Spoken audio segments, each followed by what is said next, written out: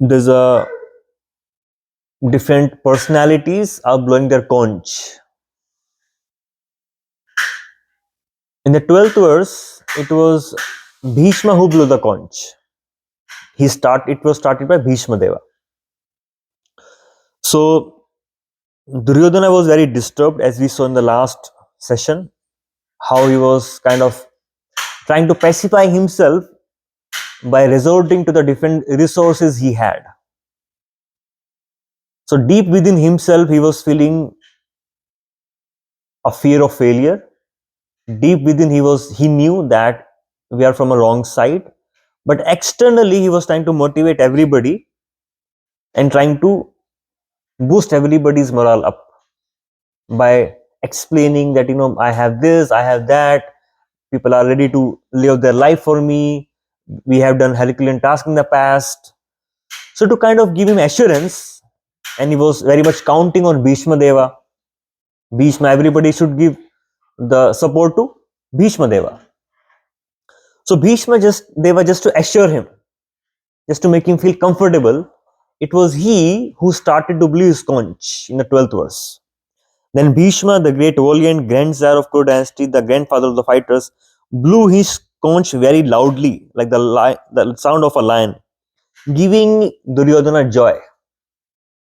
Why Bhishma was giving Duryodhana joy? Because he was depressed, because he was disturbed. Why would somebody try to motivate you? Because you're demotivated. Why would somebody try to make you happy?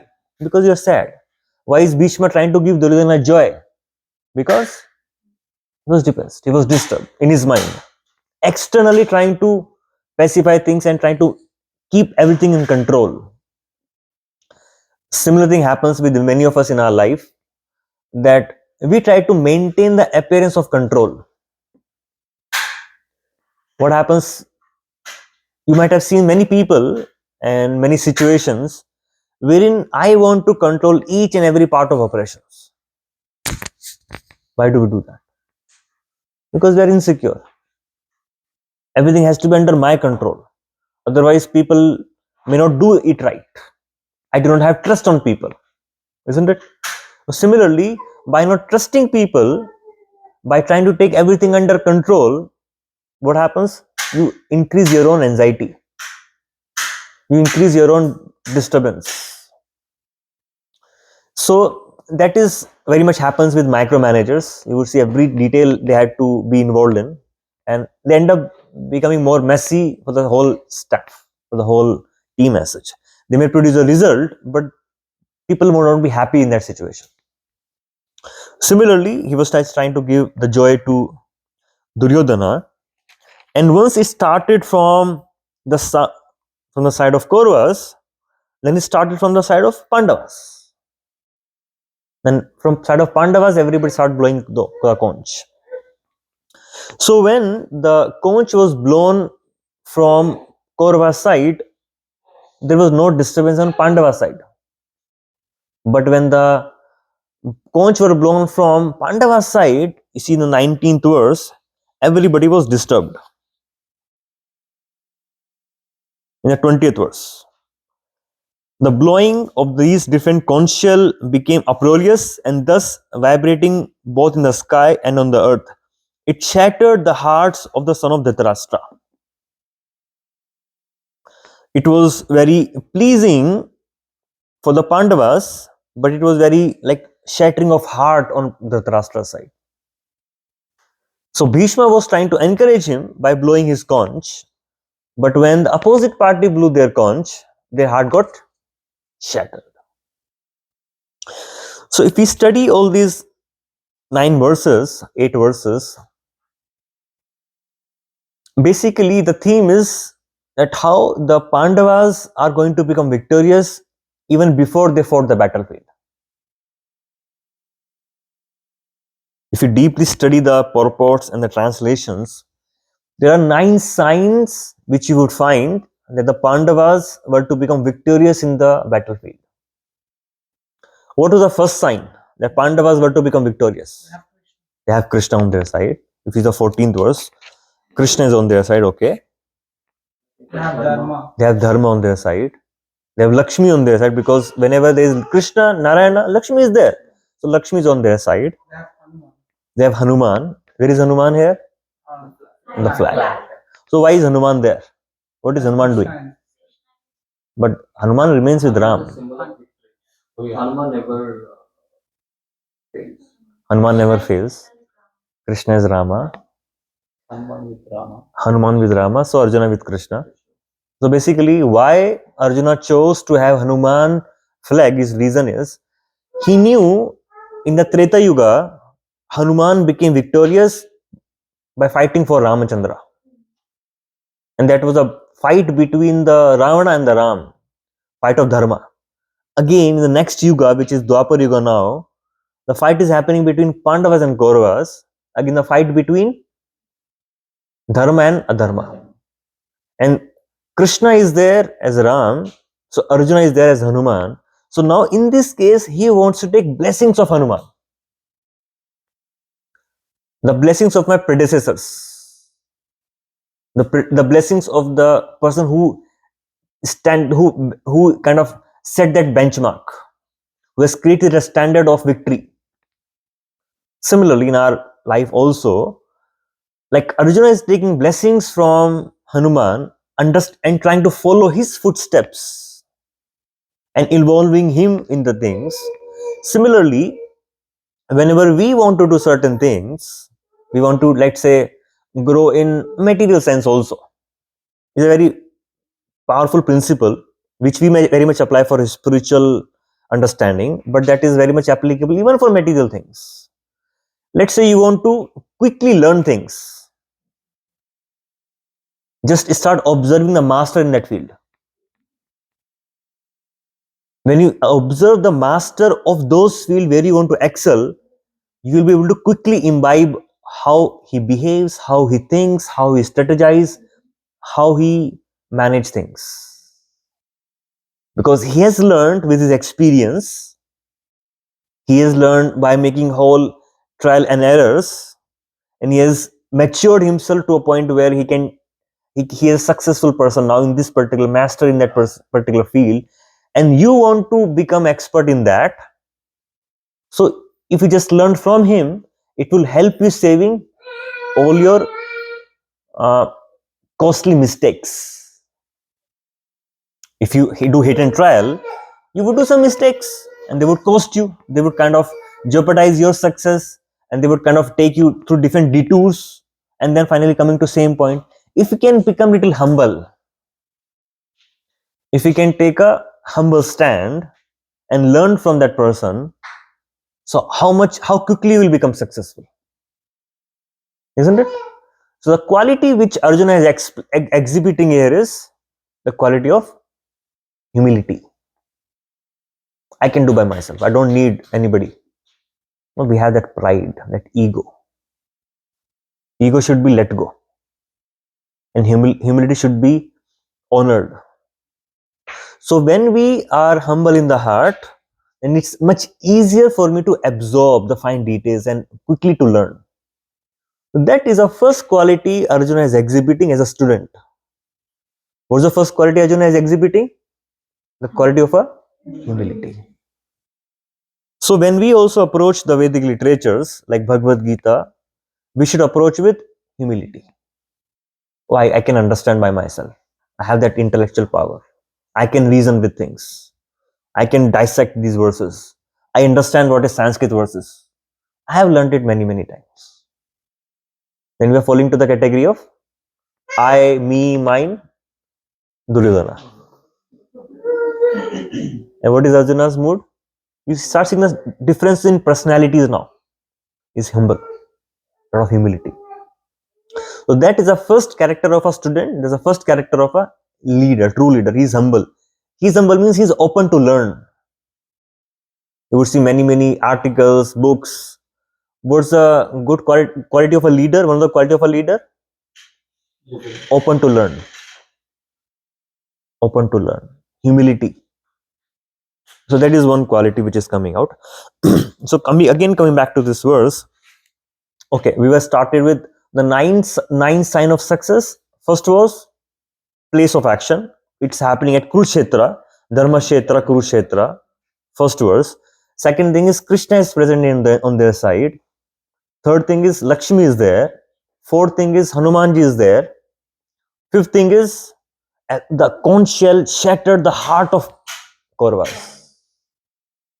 They were scared now. Something is going to happen. They may have the strength, external strength, but their heart is becoming weak. Their heart is becoming. So that is the thing. On the Pandava side, they had a less resources, but they had strength of heart because Krishna was on their side. Versus Pandavas, they had all the resources.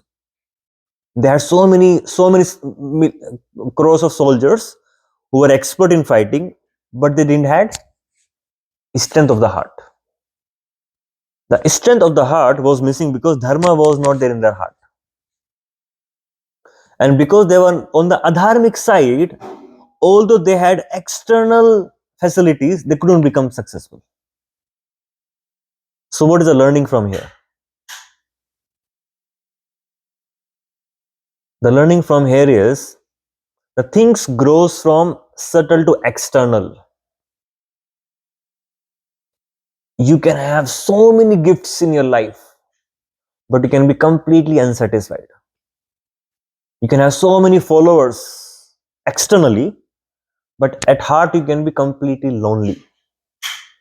You can have so much of education, so much of degrees, so much of knowledge, but you can feel directionless, purposeless, senseless. You can have so much of power over people. I can control people, I can control resources, but at heart you can be very helpless. There's a paradox. Strength, if I have this, I'm going to become strong. If I have this, I'm going to become strong. But Duryodhana had everything, but he's weak at heart. So what is this? If I have this, then I will become this. Is not a right understanding. If I have a big house, does not mean I'll be happy at my heart. If I have so many people, so many social circle, does not mean people will be there with me at my hard time. There will be true connections, right? So by having certain thing does not mean we become happy, or we become strong, or we become resilient. It's other way around. By becoming happy, so it is completely independent. Pandavas didn't have all these facilities as Duryodhana had, Kauravas had, but they are strong within themselves because they are connected to themselves. For example, you can just close your eyes. All of you can close your eyes. We'll do a small closed eye process for 2 minutes. Just close your eyes and visualize a tree in your mind. You start drawing a tree, your favorite tree, whatever comes to your mind. Draw the tree in the page of your mind with your creativity, whatever kind of tree you want to make or you want to visualize. You can either make it or you can visualize a tree which you like. See the details of it, how it looks, where it is standing, how it feels, where is it. Just completely get focused onto the details of the tree. Allow yourself to experience this tree. See which tree is it, which fruits are hanging around, if it has any flower.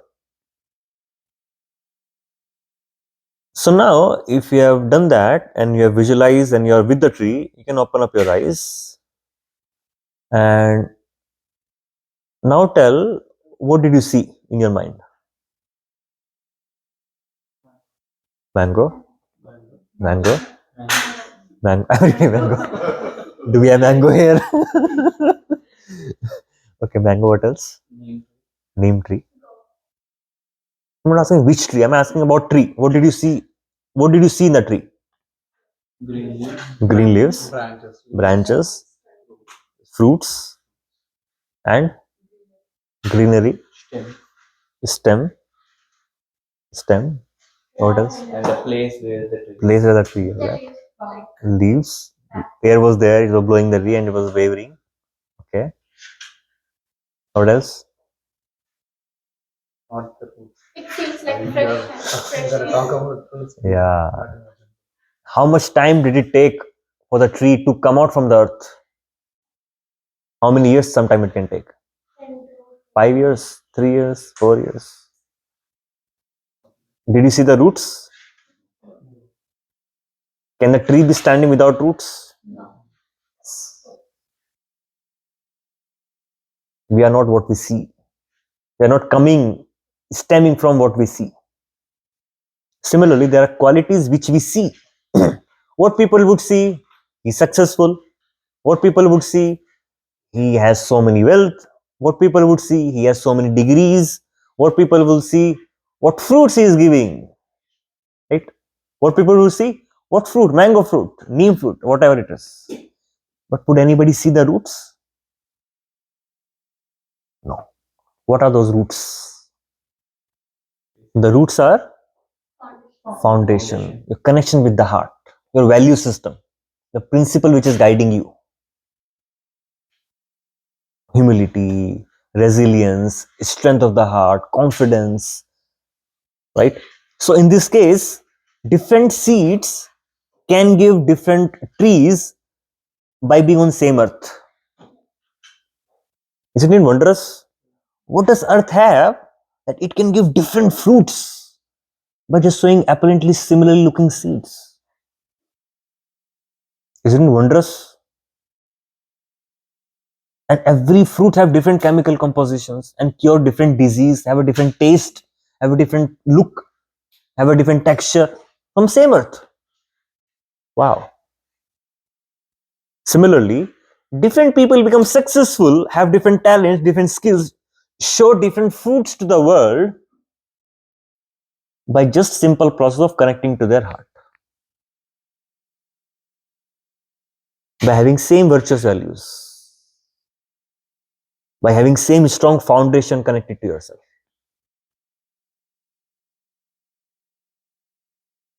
So that is a very important aspect where we all see the external things, but we don't see the roots. Nobody could visualize the roots.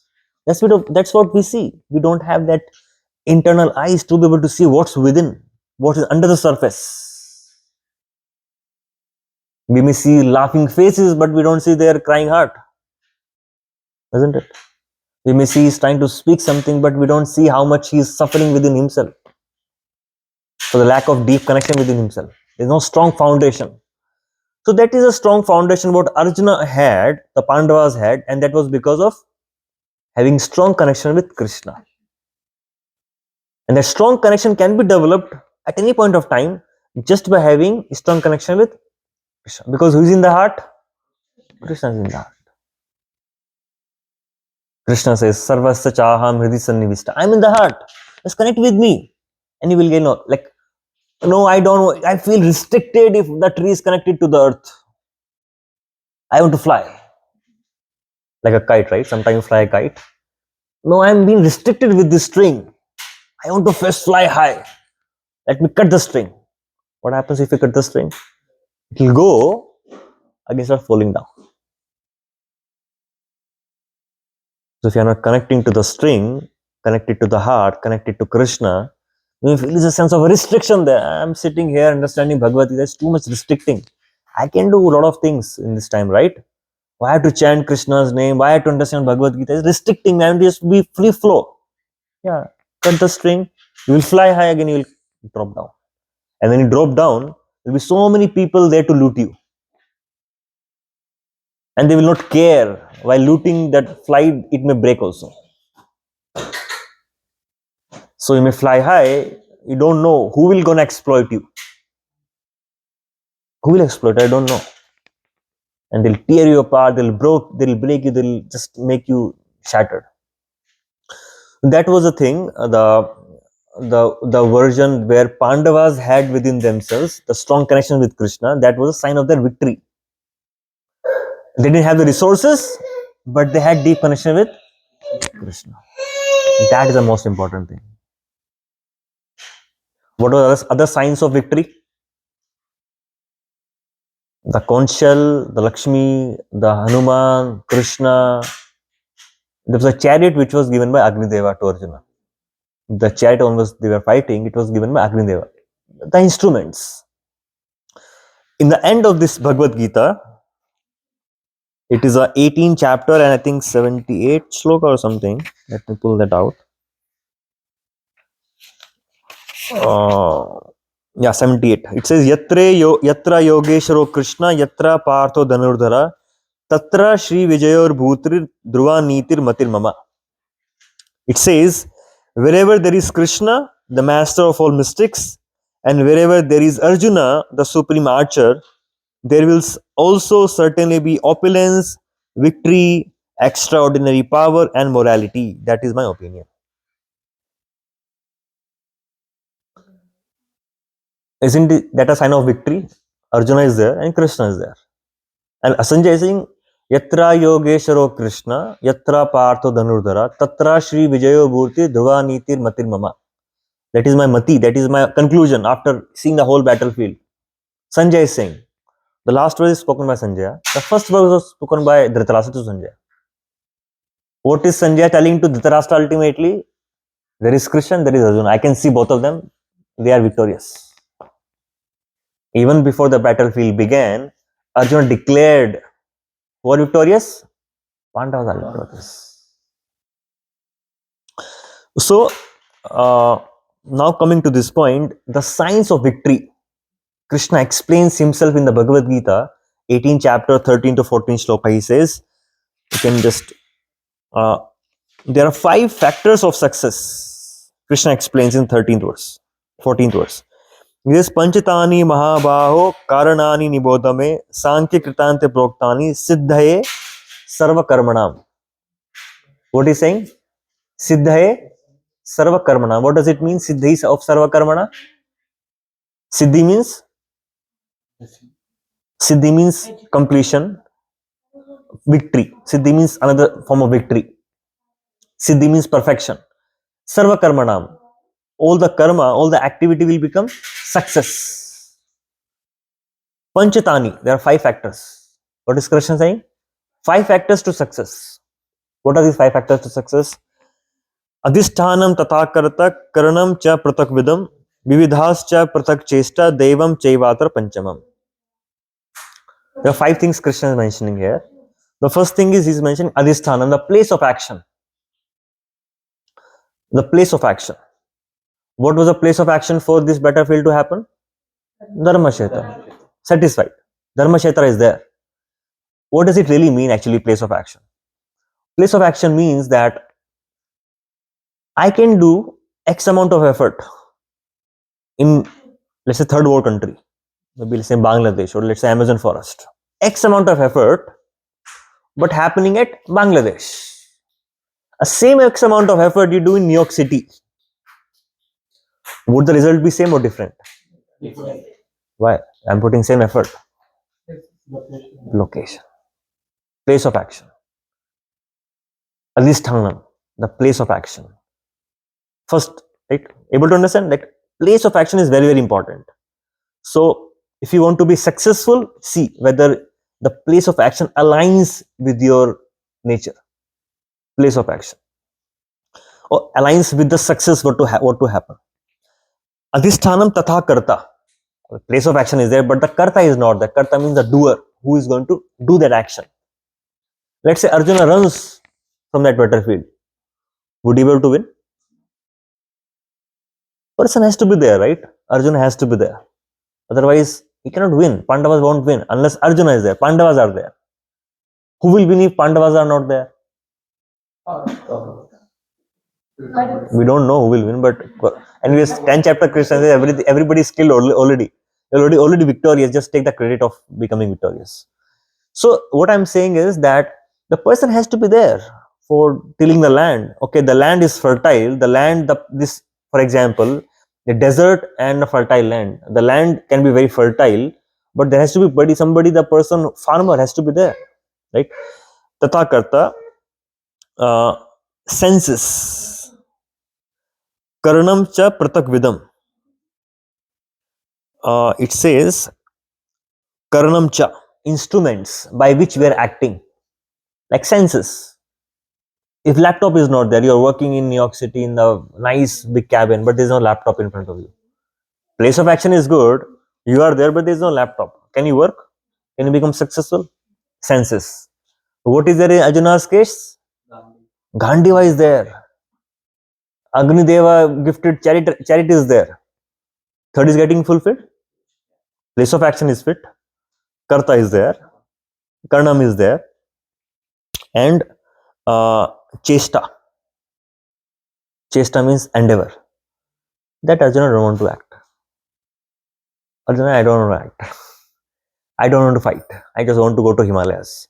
The Chesta was lacking on Arjuna's behalf. The whole Bhagavad Gita came just to make Arjuna put that Chesta. Become so demotivated. I cannot work. It's too depressive, too demotivating. I cannot do action. I cannot get up early in the morning. Everything is facilitated. You are in the temple. You are doing all the everything is there. You have the chanting bag. You have the Bhagavad Gita. But I am not willing to read. Prabhuji is there, Gita is there, but too much. After job, I want to sleep, and what is there in the prasadam, I want to eat that. Isn't it? Endeavor, chesta. Even to understand something, you have to put chesta, to put your mind in, put your intellect. I can move my hand, it's very visible.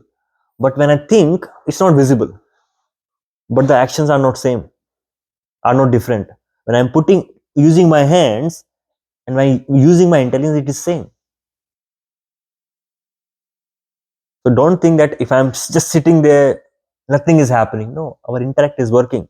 It's processing the information. I'm thinking, I'm processing, speaking in a certain way. So chesta, putting efforts. So chesta is lacking and chesta will come now.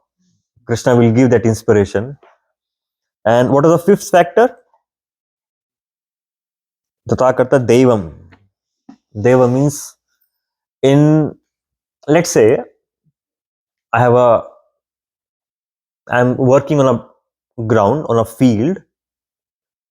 I'm working very hard. I have all the instruments. Land is very fertile. Everything is great. But there is no rain. Will it give you crops? Why? Everything is there, right? Devam is not there. What is not there? God's blessing is not there. Devam is not there. In this case, where is Krishna? Darjana. Devam is there. So in case of people who are not devotee of Krishna, their karma become Devam. You may have karma, you may not have karma. If you have karma, then you will get it. If you don't have, then you will not get it. Simple. But if you have Krishna with you, Krishna says in the Bhagavad Gita, Yoga Kshema Vaham Meham. I will provide what you lack and I will preserve what you have. If Krishna is there with you, Krishna will fill that gap. If Krishna is not there with you, then my karma, it may be there, it may not be there. I don't know what will happen. It's uncertain. So that is the most important thing between Arjuna and Pandavas. It's Krishna is a deciding factor. So now in any action you do, you can check with yourself. Do I have Krishna? No, I don't have Krishna. What does it mean I have Krishna? Krishna means your consciousness is in Krishna or not. You're thinking it for Krishna or not. And Krishna, for example, just one example you can take. Let's say I will make you write 1 0, 1 more 0, 1 more 0, 1 more 0, 1 more 0. What's the total value? 5 zeros are there. Total value is 0. 0 0 0 is 0, right? No matter how many 0 you put, is all 0. But if you add 1 in front of all zeros, what it becomes? Lakh, crore, million. I don't know how much it will become. How many zeros? That much value it will gain now. So when I say Krishna is with you or not, I say whether you have one or not. You may have skill, you may have a talent, you may have be hardworking, you may be anything. But if Krishna is not there, it all zero. Why I say zero? Because on this land, this house was not there 15 years back, and this house will not be there after 100 years. Zero. Isn't it zero? Zero. I didn't had that youthful energy 15, 20, 30 years back, and I will not have this youthful energy after 30, 40, 50 years back after. It's zero. I may be able to understand the concepts, able to process the information, able to do coding because my brain is functioning well. It was not functioning 15, 20 years back the way it is functioning now. After 50 years, I may forget everything. I've seen many people, they just forget everything. They cannot remember anything. The same star people who were just like the great leaders and they were just producing so many results, but it's no more working anymore. It's zero. It starts with zero, it ends with zero. In beginning, you can just do some manipulation, enjoy it, and just exploit the way you want. Ultimately, zero.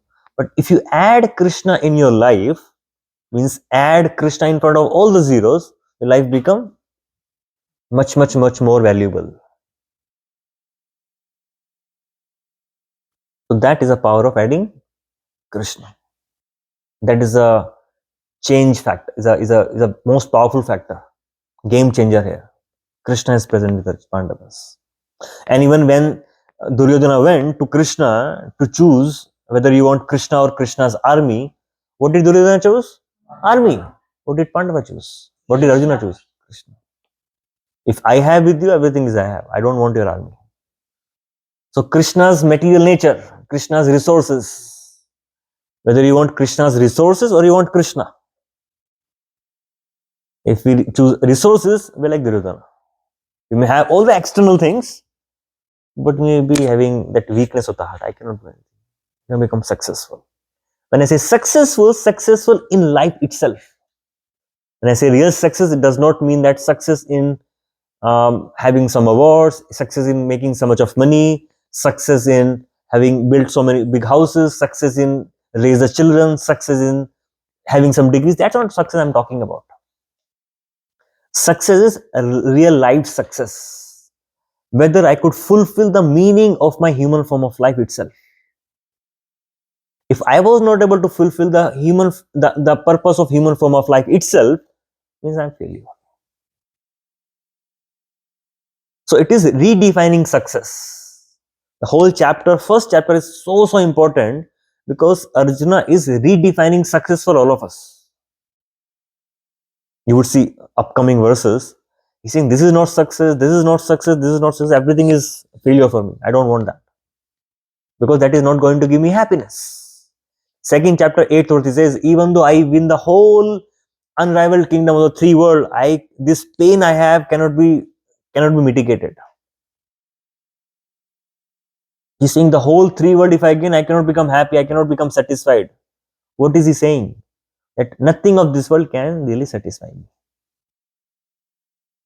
So connecting yourself to Atma, connecting yourself to Paramatma, connecting yourself to the teachings of Bhagavad Gita, understanding them, imbibing them, reflecting on them, applying them, and realigning, redoing your life, that is real success. Isn't not doing war? So is it not doing war good thing? Okay. It's an interesting question, and a lot of war is happening around the place between different countries. Things should be peaceful. Why you have to war? Why it has to be war? Bloodshed and fight, people are killing. That's what Arjuna didn't want for war. He said, if I kill, all these soldiers will be killed, the sin will come to me. If I kill these people, their wife will become widow, they'll do something wrong and there'll be unwanted progeny. The whole society will get corrupt because of me. So many Syria, so many terrorists dies and their family become completely destitute and they cannot even lead a normal basic life. How much pain has been shed? Is it a good thing? That's what Arjuna said. It's not a good thing. I don't want to fight. Isn't that what Arjuna is that what Arjuna is trying to say? Or? Yes, that's what Arjuna is trying to say. He will say now. he has not spoken even a single word till now. He will say from 20th verse onwards that it is not a good thing. I don't want to fight. What will happen if I fight? So many reasons he gave not to fight. But if you see, let's say the battlefield will not happen. Let's say it doesn't happen. It didn't happen 5,000 years back. Then what would happen? Kauravas will become the king. They will rule the kingdom. And because they were not qualified to rule the kingdom, what will happen to each and everybody who is a part of that kingdom? No progress. There will be no progress. They will be exploited by king, completely at their mercy, and they can be very whimsical. They can just change the law the way they want. Now it's our president is changing. It can just be very whimsical, very erratic. That was Duryodhana's mindset. If that war would have not happened, then what would happen? Each and every citizen of that kingdom will be exploited, will not be able to be peaceful, and will not be able to understand the human form of life or the essence of human form of life. That is would happen if war would not happen. And what actually happened when the war happened? Pandavas became the king. And when Pandava became the king, then everybody became happy in the kingdom. Everybody became God conscious, Krishna conscious. Everybody start fulfilling the purpose of their life. I have a tumor in my stomach. It's too much painful to go for a surgery. I don't want that surgery to happen. It's a war, right? Fighting war with the stomach. There'll be a cut, blood, there'll be shed of blood. All these things will happen in the ICU, in the operation theater. Is it a good thing? Yes, it is a good thing. It is a good thing because you have to bring the tumor out. Remove the tumor. If you don't remove the tumor, what will happen? It will go to whole your body part. This part, your whole you'll die. So disease, enemies has to be cut as soon as they come. That's all. So if you don't fight, in the example I gave, if the surgeons does not cut the tumor, cutting the blood like a fight. It's painful in a small way, right? If you don't do that, then your life you will just lead maybe next couple of days or a month or year or whatever it is. So the Rashtra shows the soldiers, right? Dhritarashtra? Duryodhana. Duryodhana shows the soldiers. Yeah. And Pandavas shows the Krishna. Krishna. So it's Duryodhana's fault, Duryodhana. not the soldiers. I think maybe it's magic of Krishna for Duryodhana to choose the army, not the. Might be magic of Krishna. Or Krishna had some mystical power. He just changed the mind of Duryodhana. His karma. This guy. His karma bad. They say Vinash Kale Viparit Buddhi. When your time of destruction comes, your mind doesn't work. I think it's a lot of greed. Full of greed. He was very greedy. Full of greed. So, pride. See, so many wonderful qualities are coming up now. Greed, pride, angry. I think previously we were reading he had a reason not to choose Krishna. Okay. Duryodhana had a reason. Right. He chose soldiers and he said, okay, we know what Krishna will do. Krishna said, if you choose me, I will not fight. Yeah. Oh, something. His brother Balrama promised like no one from my family Will fight. take a weapon and Take a weapon. Anyways, if Krishna is not going to fight, what is use of keeping Krishna? That's what he thought. That's what we talk. So in this way also, we can think, anyways, Krishna is not going to help me. I only have to put Chesta there. What is the use of having Krishna with me? Isn't it? You want to ask Krishna what? He wanted Krishna, he wanted On his side. But Krishna put a condition. Either you have me or you have my kingdom or you have my army. And if you have me, I will not fight. I'll just be an observer. And Krishna did not fight in the whole battlefield. Did he? No. Similarly, when we are fighting our battlefield at the home, at the office, in the society, in my own heart, will Krishna fight for me? Krishna will not fight for me. But his presence will give me the strength to fight. Krishna will not ask you to escape. Oh, Now you are my devotee. I am with you. Don't fight. Just sit there. No, that's not what Krishna is teaching to Arjuna. That's not what Arjuna did also. They say that you should work in such a way that everything depends on you. You should work as if everything depends on you, and you should wait for the result as if everything depends on God. The result is not in my hand. Karmanyevadikaraste mahaphaleshu kadachana. Karma is my duty. I do my karma. Result I don't know.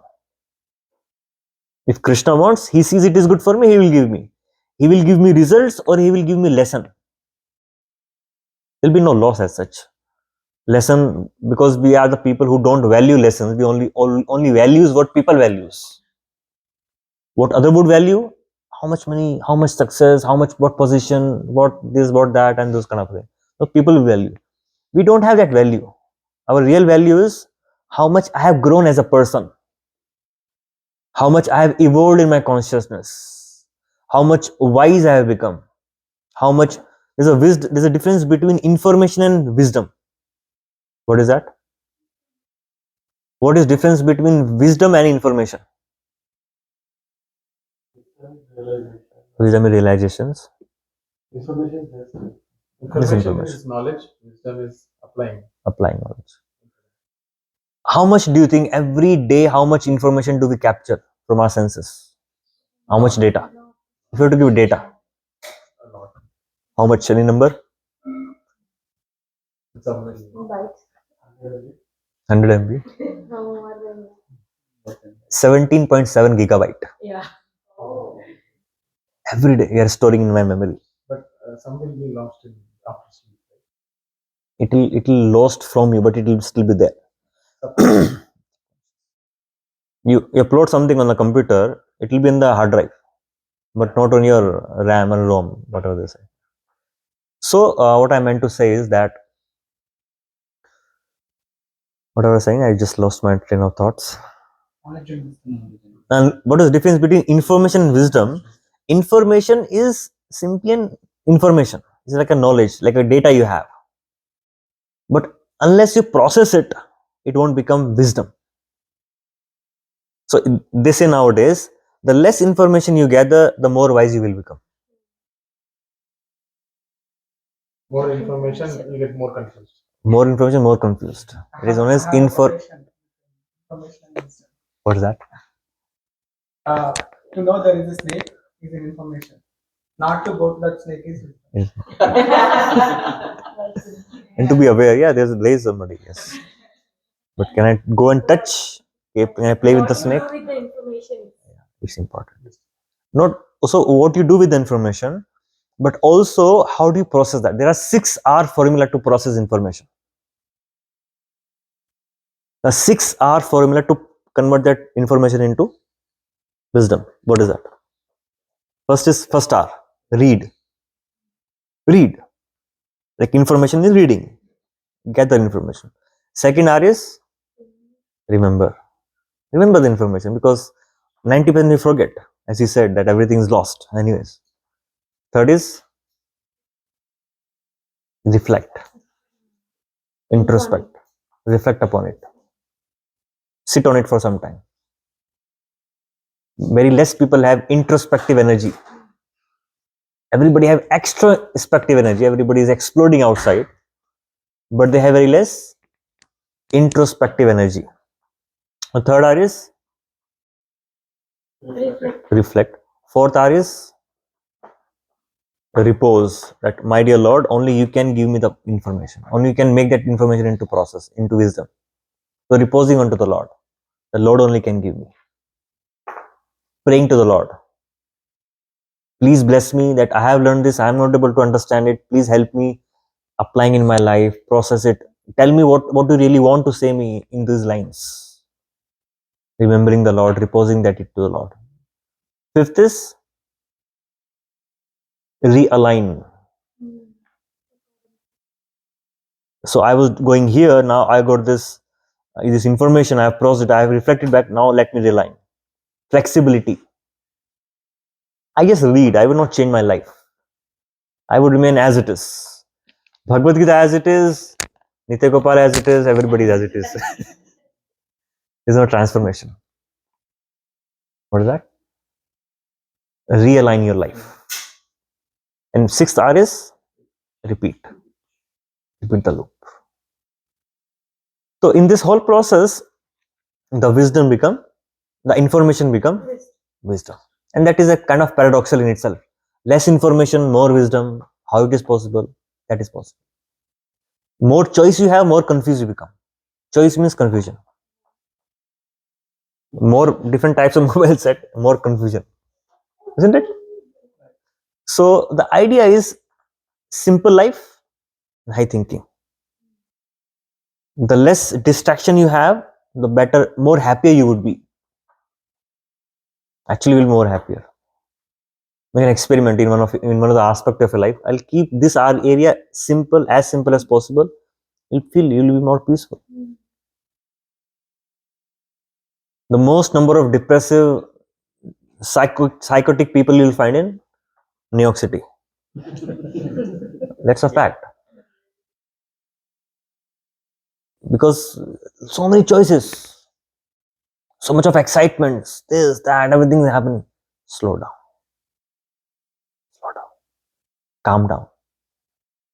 Slow down. This world will remain as it is. You cannot change anything in this world. Just don't rush for what? So unless you calm down, slow down, you don't have any ability to process this information. There is no time for reflection. So to be able to reflect back, to be able to understand, it needs a lot of energy has to be withdrawn back, needs to be taken back from outside world and taken inside and then process that. Make sense? So how do we convert information into wisdom? The reason I had information, he knew Krishna is Supreme Person of God, he can do everything. But he didn't have the wisdom. Because he was clouded by his own greediness. Anyways, Krishna will not fight. What's is having Krishna on our side?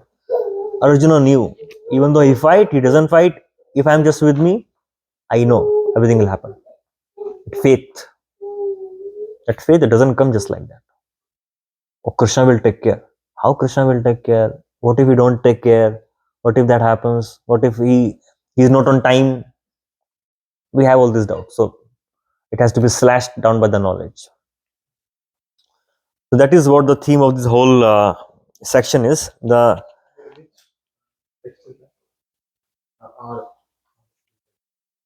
is no text like that. Another one we said the 5 rules. 5 rules. That is 18.13 and 14. Chapter 18. 18 chapter 13th and 14th sloka.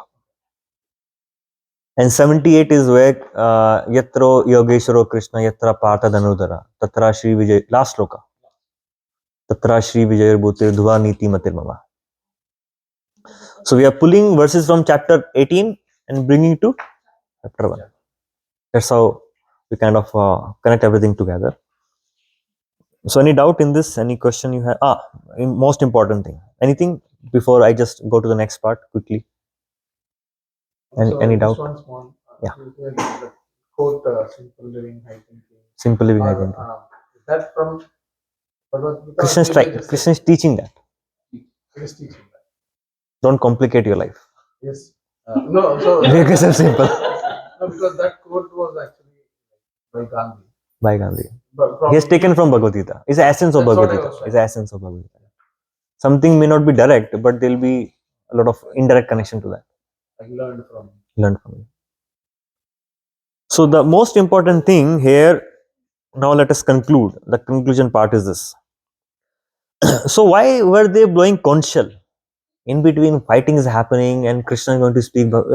Where from this conch shell came from? And why this sound? Why this, the whole verses. After that, conch shell, bugles, trumpets, drums, horns were all suddenly sounded. And the combined sound was tumultuous. What is the role of this sound in the battlefield of Kurukshetra?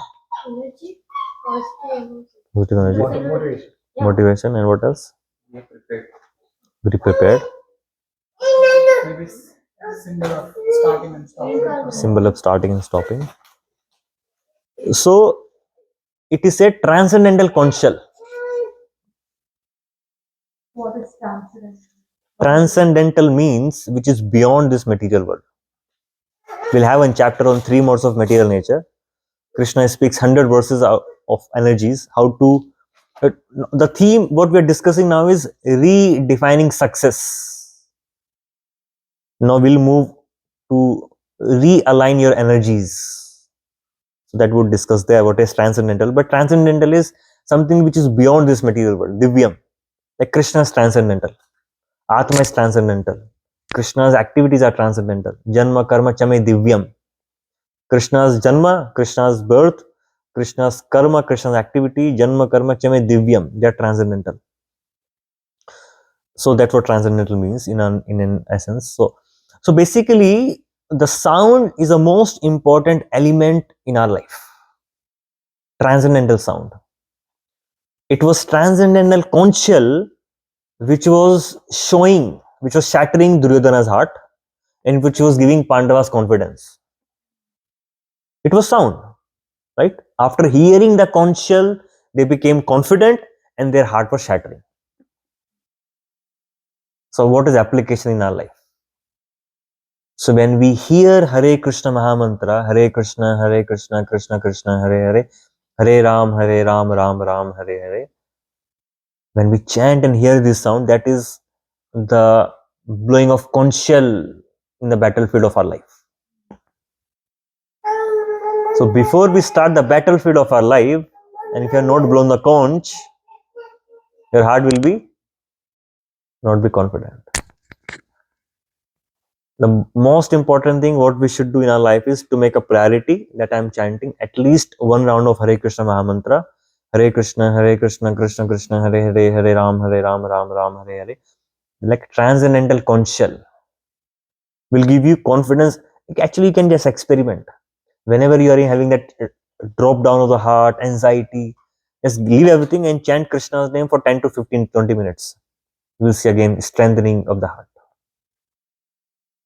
You can experiment. We'll experiment now. So that is a transcendental conch shell area of our life by chanting Hare Krishna Mahamantra. So there's a part of me which is like Duryodhana, and there's a part of me who is like Arjuna, because both the demons and divine lives within us now. Part of me, oh, I have to do that. No, I cannot. There's a voice, right? I don't want to do this. No, I have to do this. There's a constant conversation happening in the heart, isn't it? One part say, let me do good. One part, no, I have to do good. Let me be easy, comfortable life. Why to just bother? Eat whatever you want to eat. Sleep at whatever time you want to sleep. Just let it go. Like a kite. I don't want to be restricted. I just want to let go of everything. I just want to fly high. Fly high and fall down. So making that as a priority in your life to chant every day Hare Krishna Mahamantra at least one round will make sure that you're prepared, ready to go into the battlefield of your life. It could mean different thing for different people, but the constant battlefield is going on. Make sense? So that's what the essence of the whole discussion was, to blow your conch shell before starting your day. And chanting Hare Krishna Mahamantra is your conch shell. Anything else anybody have in their mind? Any doubt, any question? So why like why to connect with Krishna, not like other gods like Rama? So is there any difference, or is there like Why to connect to Krishna? I can connect to Ganesha, I can connect to Rama, I can connect to Narasimha, I can connect to so many people, so many different deities. Very interesting question. So we will study in the 7th chapter and the 8th chapter of Bhagavad Gita. Krishna explains the difference between connecting with him and difference between connecting to other demigods. For example, if you connect to Lakshmi, can Lakshmi give you education? What would she give you? Money. If you connect with Indra, can he give you beautiful wife? He can give you power. If you go to Shiva, would he be happy to give you? He can give you, but would he be happy or would he be willing to give you the material opulences? Hey, bhaiya, I am sitting on Himalayas. I have given up everything. Why you are asking all these material things from me? Come and sit with me. Isn't it? He'll teach you detachment, vairagya. So, in this material world, there are different departments: finance ministry, education ministry, ministry of external affairs, ministry for different textile or whatever, different types of ministries. If you go to different ministers, they can help you in their department. But there will be prime minister and president. If you go to president and prime minister, can they not help you in any department? Similarly, Krishna is like that president, prime minister. Sarva Karana Karanam, Parameshwara. There's a Ishwara and there's Parameshwara. Ishwara means Indra, Chandra, Lakshmi, whomever. And Parameshwara is Krishna, Rama, Narasimha. They're all same. So it says Rama Rama Rameti Manorame Manorame Sahasranama Tulyam Rama Rama Varayate. If you chant thousands Vishnu Sahasranama, 3 times chanting Rama's name. And it is said chanting one Krishna's name is equal to chanting 3 Rama's name. And chanting one Radharani's name is equal to chanting 1,000 Krishna's name. So when we chant Hare Krishna Mahamantra, it has Hare is Radharani here. Krishna is there and Rama is also there anyways. Like a power packed way of absorbing Krishna's mercy. To chant Vishnu Sahasranama for 1,000, like one Vishnu Sahasranama, 3 chanting Rama. So how many times Vishnu Sahasranama you are chanting by chanting one mantra of Hare Krishna mantra? It's a task for you. Tell me next time. I give you this mathematics. Tell me one Hare Krishna mantra contains how many Vishnu Sahasranama? Next time you can tell me. Okay. That's why like connecting the power pack of energy. So when we connect to the power pack of energy and connect to the direct boss, then whatever you need, he will give you. You don't have to go and like a shopping mall, right? You go to one place, you will get everything. And sometimes you don't even know what I have, what I need. Sometimes I just feel lost, So Krishna is seated in the heart. He knows what you know. Shiva has never said, I am seated in your heart. Indra can never say that I am seated in your heart. But Krishna is saying, I am seated in your heart. Chapter 15th verse you can read in the Bhagavad Gita. 15.15. Yeah. Sarvasa chaham hridi sanni vistaha. I am seated in your heart. So when we connect to somebody who is in my heart and he knows everything about my heart, he knows what even I don't know about what is in my heart, and he knows what to give you, what not to give you, how to manage your situation in an expert way. He is Paramatma. I am seated in everyone's heart. That's a speciality about Krishna. That he knows the unique situation you are in. To other people, you have to explain.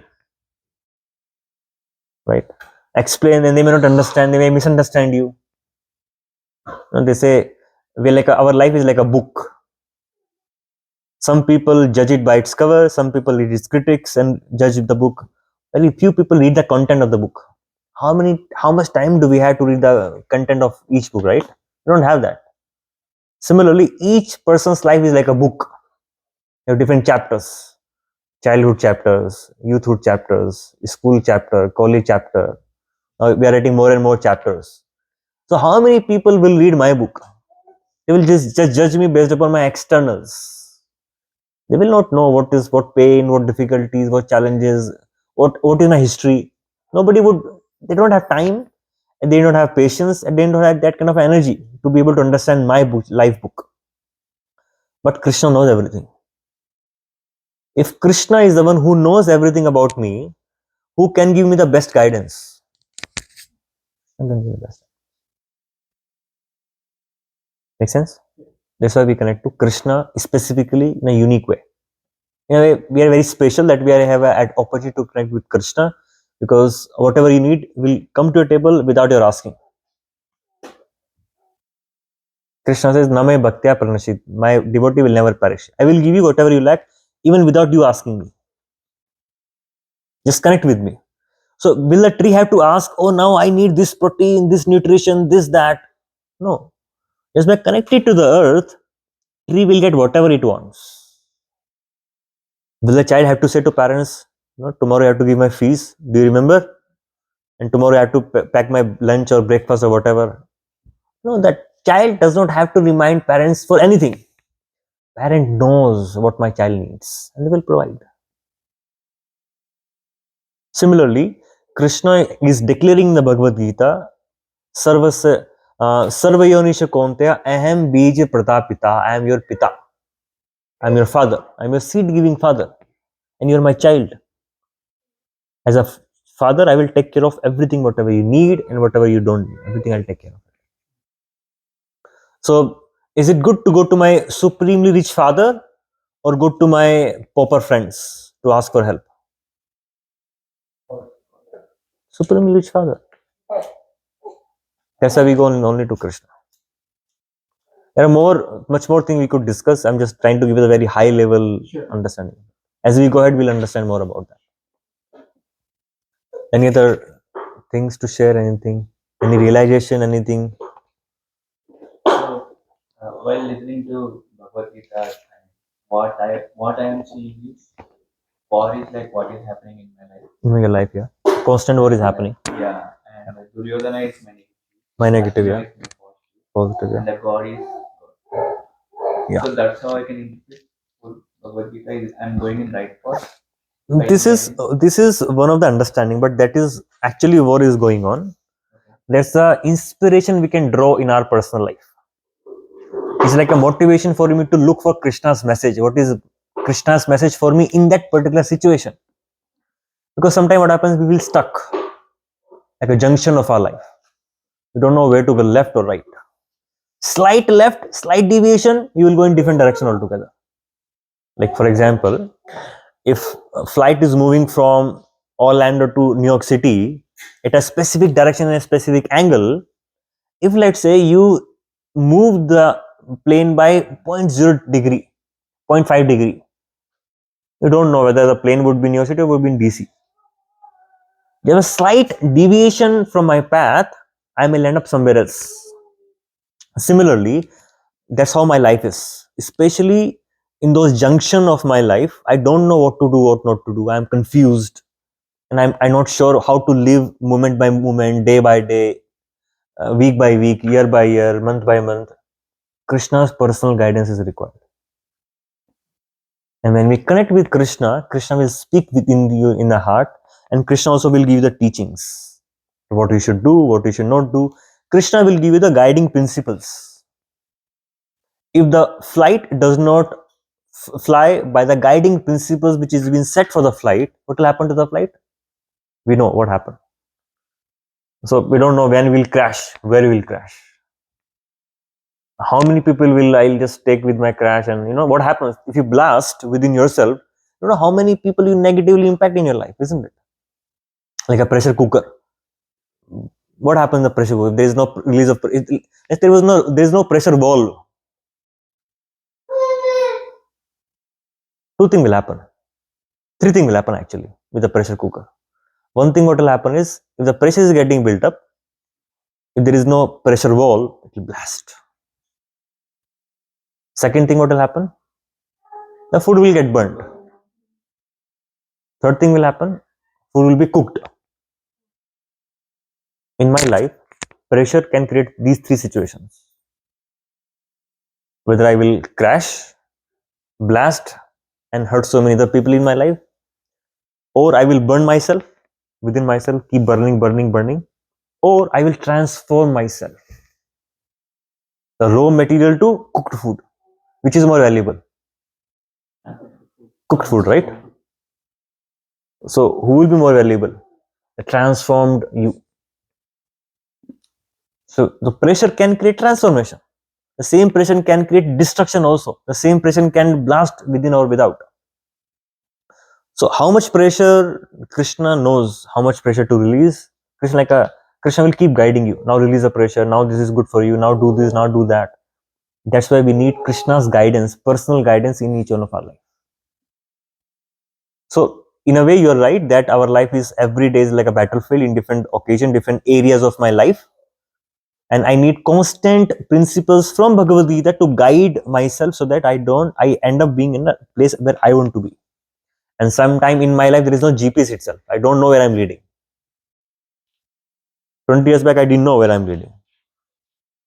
In a couple of months back, you would not know where you are leading. So the guidance itself is given by Krishna where you should land. And Krishna is also giving the principles by which you should have a safe journey. And Krishna is also holding you and taking you through, giving you strength. So in a way, just by having Krishna's presence, he will give you guidance, he will give you strength, he will tell you the destination. Basically, he will do everything for you. You just have to be present with Krishna. That is yoga. Connecting with Krishna is yoga. Listen to Krishna. Huh? Listen to Krishna. Listen to Krishna, yeah. Listen to Krishna. So what Krishna is saying, what does Krishna want for me? Yeah. The Krishna saying, connect with me or chant Hare Krishna, all these things, it mean that we don't know like how to reach where we want to or attain like the ultimate what is that right?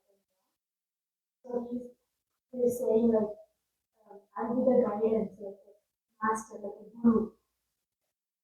So when we don't know like what to do, he's saying that the chanting, what kind of thing, he'll make us reach Yeah. that Yeah.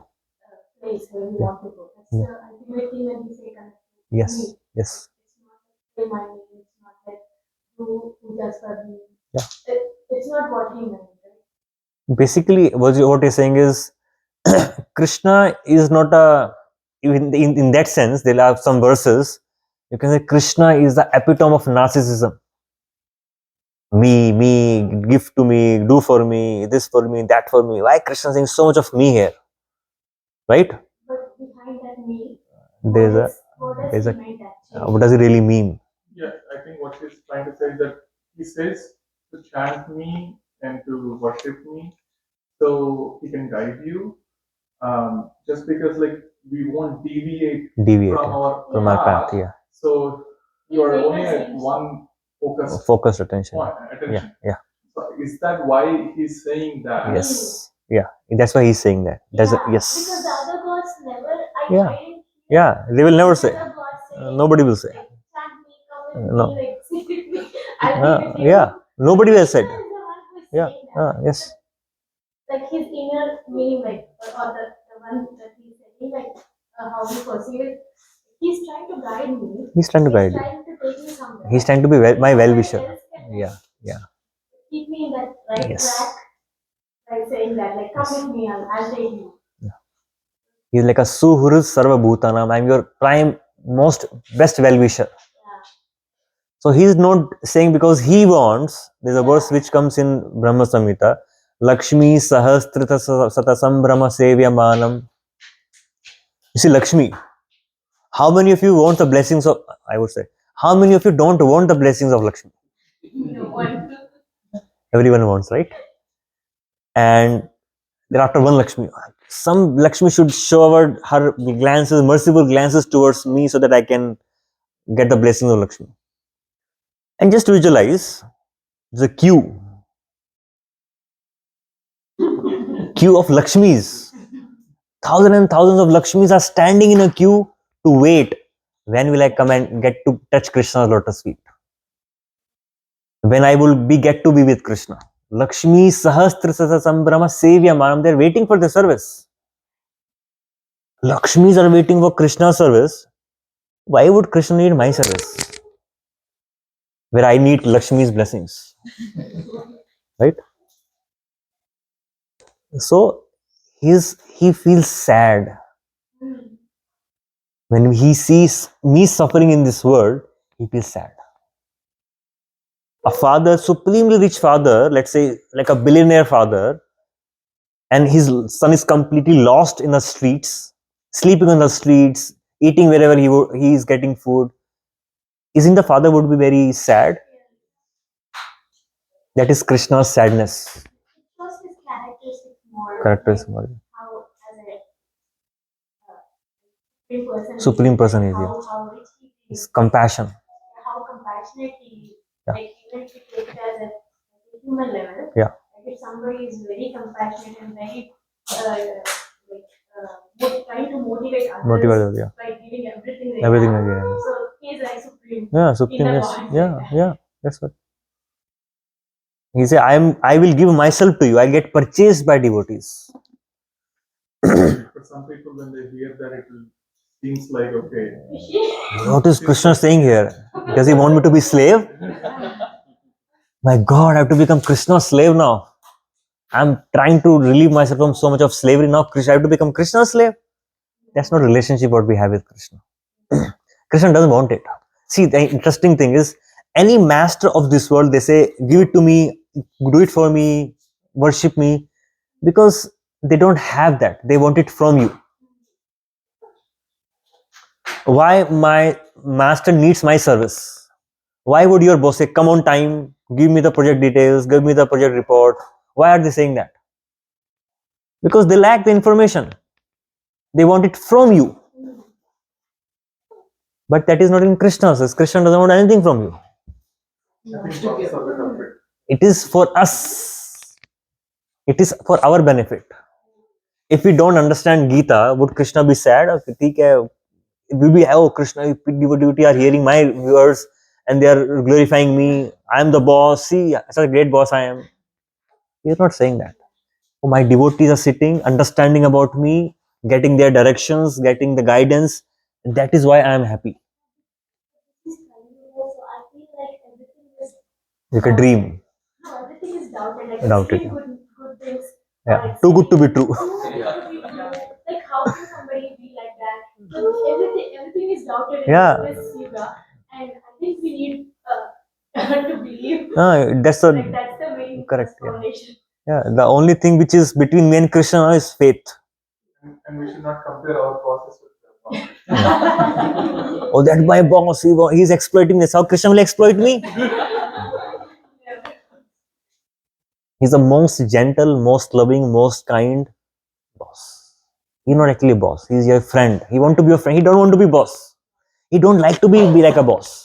If somebody is among us, like we want to be with them. Yeah, and We Krishna, always want to we have want to volunteer. Like Krishna want to play like a child and want to be chastised by Mother Yashoda.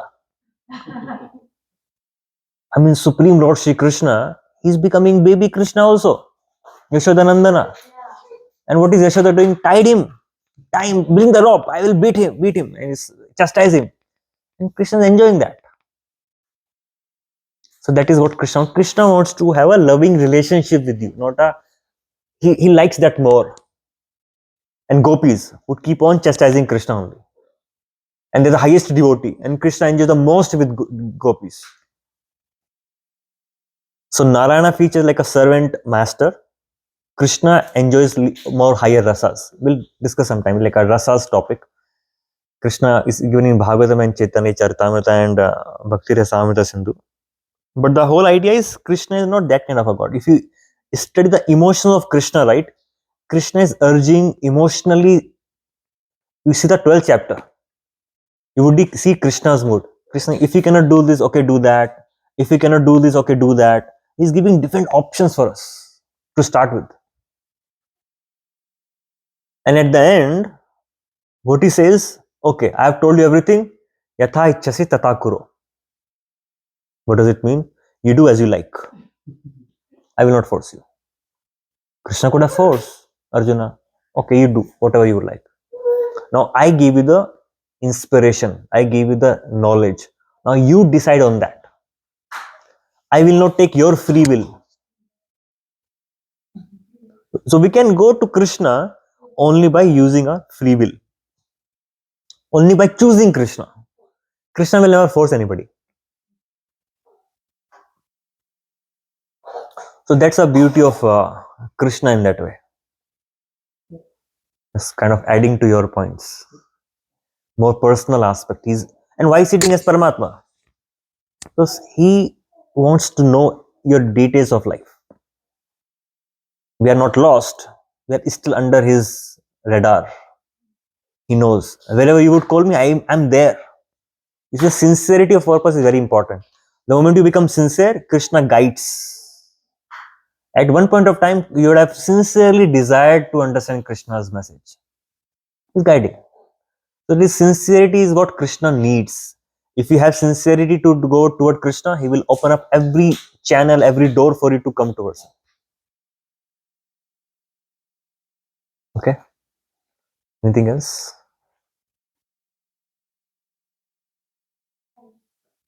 Hare Krishna. So